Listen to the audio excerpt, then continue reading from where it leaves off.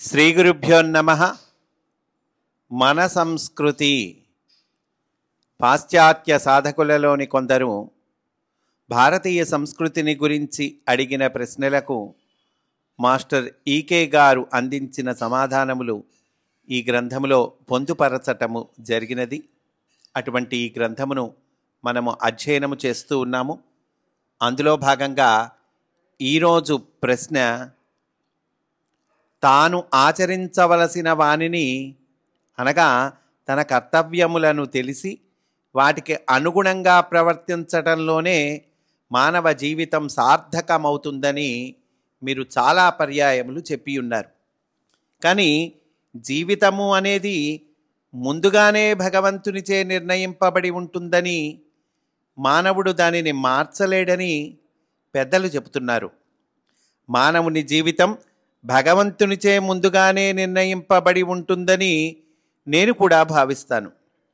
మరి అటువంటి సందర్భంలో మానవుడు తన కర్తవ్యాన్ని స్వతంత్రంగా ఆచరించటం ఎలా సాధ్యమవుతుంది అని అడిగారండి. ఒక సాధకుడు మాస్టర్ సమాధానం చెబుతూ ఉన్నారు. నీవు ఒక ప్రభుత్వోద్యోగివి. కొన్ని కర్తవ్యాలు నీకు అప్పగింపబడ్డాయి. వాటి విషయంలో వ్యక్తిగతముగా నీకు స్వయం నిర్ణయాధికారము ఇవ్వబడింది. దేశక్షేమాన్ని దృష్టిలో ఉంచుకొని ప్రభుత్వం యొక్క ఆజ్ఞలకు లోబడి ఉండవలెను కదా. ఇప్పుడు నీకు స్వాతంత్ర్యము ఉన్నట్లా లేనట్లా చెప్పు. అంటే గవర్నమెంట్ జాబ్ చేస్తున్నావు, ఆ ప్రభుత్వ అధీనంలో వాళ్ళు చెప్పినట్లు నువ్వు నడుచుకోవాలి కదా. ఇప్పుడు ఏమైంది? నీకు స్వాతంత్రం ఉన్నట్లా లేనట్లా? ప్రభుత్వమే సర్వశక్తివంతమైనది, అందువలన అంతా ప్రభుత్వమే నిర్ణయించాలి. నీవు నిర్ణయించేది ఏమీ లేదని నీవు వాదిస్తే ఇక నీవు ప్రభుత్వోద్యోగివి అని ఎలాగ పిలిపించుకోగలవు? దేశ ప్రయోజనమే పరమసత్యము. దానిని అమలు చేయడములో లక్ష్యము సరి అయిన ప్రభుత్వము నెలకొనడమే. లక్ష్యమేంటి? సరైన ప్రభుత్వాన్ని నెలకొనడం. ప్రభుత్వము పనిచేయడం నీవు నిమిత్తంగా జరుగుతుంది. నీ వెంటి వివిధములైన అధికారుల ద్వారా ప్రభుత్వం వర్తిస్తుంది. వ్యక్తులు పనిచేస్తుంటే వారిలోని అంతర్యామి వలె ప్రభుత్వము వర్తిస్తుంది. పనిచేస్తోంది వ్యక్తులండి. ఇప్పుడు ఈ వ్యక్తులందరిలో అంతర్యామి ఉన్నాడు కదండి, అలాంటిది ప్రభుత్వము అంటున్నారు. అదేవిధంగా భగవంతుడు అందరియందు అంతర్యామిగా ఉంటాడు. తానే వ్యక్తుల ద్వారా ధర్మాన్ని నెలకొల్పి వారి నిమిత్తంగా దానిని ప్రవర్తింపచేస్తాడు. ఒక వ్యక్తి భగవంతునికి విధేయుడైన బిడ్డగా వర్తించినప్పుడు అతని గమ్యం లోక ప్రయోజనమే అవుతుంది. ఇందాక ప్రభుత్వోద్యోగి అతని గమ్యం ఏమిటని చెప్పారండి? సరి అయిన ప్రభుత్వము నెలకొనడమే అని చెప్పారు. అట్లాగే భగవంతుని విధేయుడిగా, ఆ విధేయుడైన బిడ్డగా వర్తించినప్పుడు అతని గమ్యం ఏమవుతుంది? లోక ప్రయోజనమే అవుతుంది. అతడు దానిని గురించే పనిచేస్తాడు. ధర్మాన్ని వివిధ కక్ష్యలందు ఏ విధంగా వినియోగించాలో తెలుసుకొని తదనుగుణంగా పనిచేయటం ప్రారంభిస్తాడు. అప్పుడు తను పనిచేసే విధానము ముందుగానే నిర్ణయింపబడిన విధానమున నడచునదిగా ఉండదు. భగవంతుడు ధర్మ మార్గాన్ని ప్రవర్తింపచేస్తాడే కానీ జీవుల్ని ఆ మార్గానికి వేసి కట్టివేయడు. ఇది చాలా ఇంపార్టెంట్ పాయింట్ అండి. ధర్మ మార్గం ఏంటో అది చూపిస్తాడు, కానీ ఆ మార్గానికి వేసి కట్టివేయడు. వీళ్ళకి స్వేచ్ఛ ఇవ్వబడుతుంది.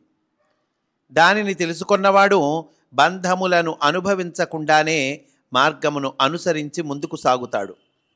వ్రాసిపెట్టినట్లుగా జరగడం అనేది నీ దుష్ప్రవర్తన యొక్క ఫలితమే. స్వకర్మ రూపంలో అది నిన్ను బంధిస్తుంది. చాలామంది తమ ఇష్టాయిష్టములను అనుసరించి పనులు చేసి వాటి ద్వారా తమ స్వంత విధానములను రూపొందిస్తారు. అప్పుడు వ్యక్తుల ఆశల మధ్య ఘర్షణ పుడుతుంది. మానవుడు వాటి యందు ఇరుక్కొని దానిని ముందుగా నిర్ణయింపబడినదిగా భావిస్తాడు. మనమే చేసుకుంటాం, ఇష్టాయిష్టాలను అనుసరించి మనం చేసుకుంటామండి. ఘర్షణ పుడుతుంది. మానవుడు ఏమనుకుంటాడు? ముందుగా నిర్ణయింపబడిందిగా భావిస్తాడు, ఇరుక్కొని ఏమనుకుంటాడు? ఇది ముందుగా నిర్ణయించబడింది, నా పరిస్థితి ఇట్లయింది అని అనుకుంటాడు. ఇక్కడ ఒక ఉదాహరణగా చెప్పుకుందాము. ఒక ఎగ్జాంపుల్ అండి, ఇప్పుడు మనకు బాగా చక్కగా అర్థమవుతుంది. ఉపాధ్యాయుడిగా పనిచేస్తున్న నీ స్నేహితుడొకడు ఒక సోమవారము మధ్యాహ్నము 1 గంట వరకు కళాశాలలో తనకు బోధనకు వెళ్ళవలసిన పని ఆ రోజు లేకపోవట చేత ఉదయం 10:30 గంటలకు నిన్ను తన ఇంటికి భోజనానికి రమ్మని ఆహ్వానించాడు. ఆయనకు ఆ రోజు కాలేజీలో పని లేదు, నిన్ను వాళ్ళ ఇంటికి భోజనానికి ఆహ్వానించాడు. బాగుంది. ఆ విధంగా ముందే కార్యక్రమము నిర్ధారించబడింది. కానీ ఆ రోజు ఉదయం 9:30 గంటలకు కాలేజీలో సమావేశం ఉన్నదని, తప్పక హాజరు కావాలని ప్రిన్సిపల్ గారు కాగితం పంపించారు. సడన్గా ప్రిన్సిపల్ గారు 9:30కే కాలేజీకి రావాలి, మీటింగ్ ఉందని పంపించారండి. తన జీవితమున ఈరోజు ఈ విధంగా ముందుగానే నిర్ణయించబడినదని భావించాడు. తాను వెళ్ళవలసిన సమావేశానికి సిద్ధుడై నీతో కలిసి ఏర్పరచుకున్న భోజన కార్యక్రమమును రద్దు చేసుకున్నాడు. కాలేజీకి వెళ్ళిన తర్వాత ప్రిన్సిపల్ నుండి మరొక నోటీసు వచ్చింది.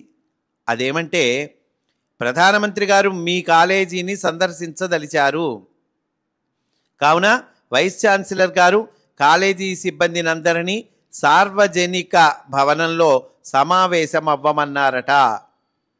విధి ఈ విధంగా ఉన్నట్లు మరొకసారి అనిపిస్తుంది. తీరా అందరూ భవనంలో సమావేశమైన తర్వాత వచ్చిన తాజా వార్త ఏమిటంటే, ఢిల్లీలో వాతావరణం బాగాలేనందున అక్కడ నుండి విమానం బయలుదేరలేదని, దానివలన ప్రధానమంత్రి గారి కార్యక్రమం రద్దు అయిందని, ఈ విధంగా జరగవలసి ఉన్నదని మరొక మారు అనిపించింది. అరేరే, నేను పార్టీ భోజనం ప్లాన్ చేసుకున్నాను, కానీ సమావేశం అని సడన్గా చెప్పారు. అప్పుడు ఒకసారి అనిపించింది ఏమని, ఇదిగో విధి ఈ రకంగా జరగవలసి ఉందని. తీరా చేసి సమావేశం అందరూ హాజరయ్యాక ఏమైంది? ప్రధానమంత్రి గారి ప్రోగ్రాం క్యాన్సిల్ అయిందయ్యా అన్నారు. అప్పుడు ఏమైంది? ఈ విధంగా జరగవలసి ఉందని మరొక మారు అనిపించింది. అసలు సత్యం ఏమిటంటే, జరగవలసిన దాని స్థాయిని బట్టి సృష్టి ధర్మము అనేక స్థాయిలలో వర్తిస్తుంది. ఎప్పుడూ కూడా అంతకంటే మిన్న అయిన ఏర్పాటు ఉన్నప్పుడు పై స్థాయికి చెందిన ధర్మము క్రింద దానిని రద్దు చేయును. పై స్థాయికి చెందిన ధర్మం ఏదో అది కింద దాన్ని రద్దు చేస్తూ ఉంటుందండి. క్రింది స్థాయిలో జరగవలసిన దానిని పై స్థాయిలోని ధర్మము మార్పులను సూచించినచో ఆ సూచనలను క్రింది స్థాయి అమలుపరచవలసినదే. ఏ కక్షయందైనను వ్యక్తిగతమైన ప్రణాళికతో సంఘము కలిగి ఉన్నచో, మన వ్యక్తిగతమైన ప్రణాళిక ఉంటుంది, మనం నిర్ణయించుకున్న ప్రణాళిక, దీనితో సంఘము కలిగి ఉంటాము అంటున్నారు. అటాచ్మెంట్ కలిగి ఉంటాము. సంఘము కలిగి ఉంటే అది విశ్వ ప్రణాళికతో ఘర్షణ నొందుట జరుగును. దీనివలన ఏర్పడు పరాజయము, నష్టము, అసౌకర్యము మొదలైన ఫలితముల వలన ఆ వ్యక్తి తాను వేసిన అడుగులను వెనుకకు తీసుకొనవలసి వచ్చును.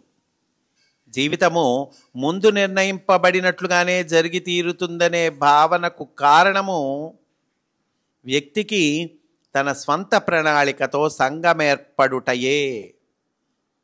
అదండి మెయిన్ ఇక్కడ విషయం మనకి చెప్పారు. ఏంటండి, జీవితము అనేటువంటిది ముందుగా నిర్ణయింపబడినట్లుగానే జరుగుతుంది అని మనం భావిస్తాము. దానికి కారణం ఏమిటంటే, మనం మన సొంత నిర్ణయంతో ఒక ప్రణాళిక ఏర్పరచుకుంటాము. పోయిగా ఆ ప్రణాళికతో సంఘము ఏర్పరచుకుంటాం, అంటే అటాచ్మెంట్ ఏర్పరచుకుంటాము. దానివల్ల అదిగో అట్లా భావన చేయటం జరుగుతుంది. ట్రాఫిక్ నిబంధనలను అనుసరించియే నీవు నీ వాహనమును నడుపవలెను అని పోలీసు నిన్ను హెచ్చరించినప్పుడు అతను నీ వ్యక్తిగత స్వేచ్ఛకు అడ్డు తగులుతున్నట్లుగా నీవు భావించరాదు. ఇతరులకు కూడా వ్యక్తిగత స్వేచ్ఛ ఉంటుందని తెలిసి దానితో నీవు సరి అయిన సమన్వయముతో వ్యవహరించగలగడంలోనే నీ వ్యక్తిగతమైన స్వేచ్ఛ వర్తిస్తుంది. వ్యక్తిగత స్వేచ్ఛను రక్షించడానికి కొన్ని నిబంధనలు అవసరము. నిబంధనల అమరికను వ్యక్తులు విధివ్రాతగా భావించరాదు. తెలిసిన వారు దీనిని సృష్టి యొక్క అంతర్గత ప్రభుత్వముగా పిలిచెదరు. దానియందు నీవు నీ వంతుగా కర్తవ్యమును ఆచరించుచున్నంత వరకు నీవు స్వేచ్ఛాజీవివే. మన వంతుగా కర్తవ్యాన్ని ఆచరిస్తూ ఉండాలి. అప్పుడు నీవు స్వేచ్ఛాజీవివే. ఎందులో? అంతర్గత ప్రభుత్వము అని పిలుస్తారు, దానిలో అంటున్నారు. భగవంతుని సంకల్పము సంపూర్ణమైన ప్రేమ రూపమే. తిరుగుబాటు స్వభావము కలవారు దీనిని విధివ్రాతగా భావిస్తారు. జీవితమున జరుగుతున్నవి కానీ జరిగిపోయినవి కానీ అసంతృప్తికరమైన సన్నివేశాలు మనము ఆచరించిన కర్మల ఫలితాలే కానీ మరేమీ కాదు. మన జీవితంలో ఏవైనా అసంతృప్తికరమైన సన్నివేశాలు జరిగినాయి, అవి వేరే ఏం కాదయ్యా, నువ్వు ఆచరించిన కర్మల ఫలితాలు అంటున్నారు. మనము చేయుచున్న ప్రతి పని కూడా భవిష్యత్తుకు చెందిన సన్నివేశానికి బీజముగా వర్తించును. ఆ సన్నివేశమును సంతోషకరమైనదిగా కానీ దుఃఖకరమైనదిగా కానీ తెలిసి కొనగలము. భగవత్ సంకల్పమునకు మనము పరిమితులను కానీ అసంతోషాన్ని కానీ ఆపాదించలేము. భగవత్ సంకల్పమే మన సంకల్పము ద్వారా పనిచేస్తుంది. భగవత్ సంకల్పము సరస్సులోని నీటి వంటిది. వ్యక్తి యొక్క సంకల్పము పాత్రలో కొనితేయబడిన పాత్రలోని నీటి వంటిది. సరస్సులోని నీటి నుంచి ఒక పాత్రలో కొన్ని నీళ్లు మనం తెచ్చుకున్నాం అనుకోండి, ఉదాహరణకి, ఏమవుతుంది? పాత్రను బట్టి ఈ నీరు స్వచ్ఛముగా కానీ కలుషితముగా కానీ ఉండవచ్చును. మనం తెచ్చుకున్నటువంటి పాత్ర కలుషితంగా ఉన్నదనుకోండి, అప్పుడు ఆ నీరు ఏమవుతుంది? కలుషితంగా ఉంటుంది. మనం తెచ్చుకున్నటువంటి పాత్ర స్వచ్ఛంగా ఉందనుకోండి, అప్పుడు ఆ నీరు కూడా స్వచ్ఛంగా ఉంటుంది. అందలి నీటి యొక్క రుచి కూడా పాత్ర యొక్క శుభ్రతపై ఆధారపడి ఉండును. పాత్ర యొక్క శుభ్రత అనేది శుభ్రతను గూర్చిన నీ అభిప్రాయముపై ఆధారపడి ఉండును. భగవంతుని సృష్టిలో తలవ్రాత అని కానీ అదృష్టమని కానీ చెప్పబడేది ఏదీ లేదు. నీ సంకల్పమునందు వ్యాపించి ఉన్న దైవ సంకల్పము ఒక్కటే ఉన్నది. నీవును స్వేచ్ఛను కోరుచున్నావా లేక అదృష్టము పైన ఆధారపడి జీవితమును కోరుచున్నావా అనేది నీ కర్తవ్యమును గూర్చిన నీ సంకల్పముచే నిర్ణయింపబడుతుంది. భగవంతుని సామ్రాజ్యమున భగవంతుని నియమావళియందు నీవెప్పుడూ స్వేచ్ఛగానే ఉంచబడి ఉన్నావు. మనకి స్వేచ్ఛ ఇవ్వబడుతుందండి. ఎట్ ది సేమ్ టైం ఇతరులకు కూడా వ్యక్తిగత స్వేచ్ఛ ఉంటుంది అని తెలుసుకొని దానితో మనము సరి అయిన సమన్వయంతో వ్యవహరించగలగాలి. అప్పుడే నీ వ్యక్తిగతమైన స్వేచ్ఛ వర్తిస్తుంది అంటున్నారండి. కనుక అంతర్గత ప్రభుత్వము, సృష్టి యొక్క అంతర్గత ప్రభుత్వము, అందులో నీ వంతుగా నువ్వు కర్తవ్యమును ఆచరిస్తూ ఉండాలి. అప్పుడే నీవు స్వేచ్ఛాజీవివే అని అంటూ ఉన్నారండి. ఇట్లా మాస్టారు చక్కగా సమాధానాన్ని అందించారు. స్వస్తి.